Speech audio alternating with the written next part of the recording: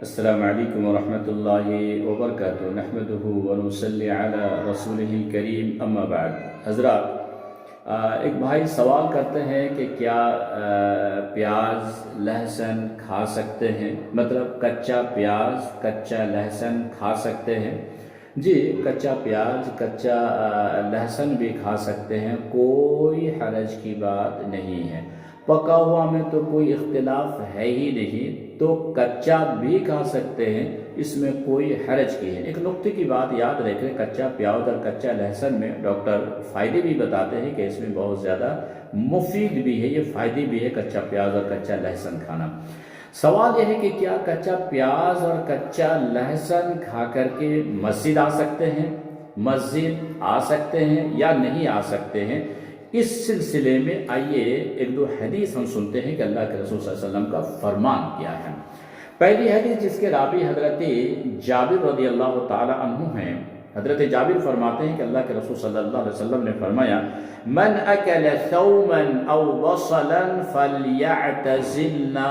اس کا ترجمہ یہ ہو گیا، اس میں 3 الفاظ بیان کیے گئے ہیں۔ تو پہلی بات یہ ہے کہ اللہ کے رسول صلی اللہ علیہ وسلم نے فرمایا کہ جو پیاز اور لہسن یعنی کچا پیاز اور کچا لہسن کھائے وہ مجھ سے دور رہے۔ یہ پہلی بات ہے، اس حدیث میں 3 میں پہلی بات ہے کہ جو کچا پیاز اور کچا لہسن کھائے مجھ سے دور رہے۔ اوقات یا یوں فرمایا آپ صلی اللہ علیہ وسلم نے، فَلْيَعْتَزِلْ مَسْجِدَنَا، وہ ہماری مسجد سے دور رہے، یا پھر یوں فرمایا وَلْيَقْعُدْ فِي بَيْتِهِ، وہ گھر ہی میں بیٹھے رہے۔ تو 3 باتیں آپ صلی اللہ علیہ وسلم نے فرمایا کہ جو شخص کچا پیاز کچا لہسن کھائے اس کے بارے میں آپ صلی اللہ علیہ وسلم نے فرمایا کہ مجھ سے دور رہے، مسجد سے دور رہے، گھر ہی پہ بیٹھے رہے۔ مطلب کچا پیاز اور کچا لہسن کھاتے ہیں اور منہ سے بو صاف نہیں کرتے ہیں، بو کی حالت میں مسجد جانا منع ہے۔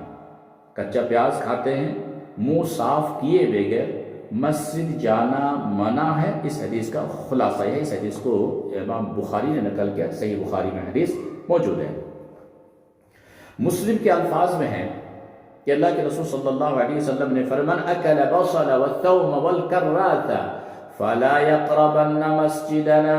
اس کا بھی ترجمہ سے وہی ہے، ایک الفاظ زیادہ ہے۔ آپ صلی اللہ علیہ وسلم نے فرمایا کہ جو کچا لہسن اور پیاز کھائے، مطلب پیاز لہسن مطلب کچا پیاز لہسن کھائے، وہ ہماری مسجد کے قریب نہ آئے۔ ایک دم سخت الفاظ ہے۔ تو کچا پیاز لہسن کھا سکتے ہیں، منہ سے بو صاف کیے بغیر مسجد نہ جائیں۔ یہ ہے اصل حکم، کھانا منع نہیں ہے لیکن منہ صاف کیے بغیر مسجد جانا منع ہے۔ اور میرے بھائی نقطے کی بات یہ ہے کہ ایک پیاز حلال چیز ہے، لہسن حلال ہے، کچا کھانا بھی حلال ہے، پکا کھانا بھی حلال ہے، لیکن بو اگر ہے تو اس حالت میں مسجد جانا منع ہے۔ لیکن بہت سے میرے بھائیوں، بہت سے ایسے نمازی نماز پڑھتے ہیں اور وہ بیڑی پیتے ہیں، سگریٹ پیتے ہیں، گٹکا کھاتے ہیں، اللہ کی قسم ان کے قریب میں تو کھڑا نہیں ہو سکتا ہوں۔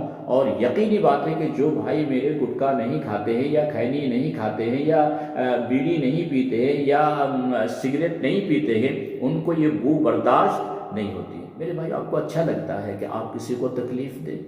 ایک حلال چیز کی بو ہونے کی وجہ سے اللہ کے رسول نے مسجد جانے منع فرما دیا، اور ایک حرام چیز جس کو پی کر کے آپ نماز پڑھنے آ رہے ہیں، آپ کے دائیں نمازی بائیں نمازی کو تکلیف ہوتی ہے۔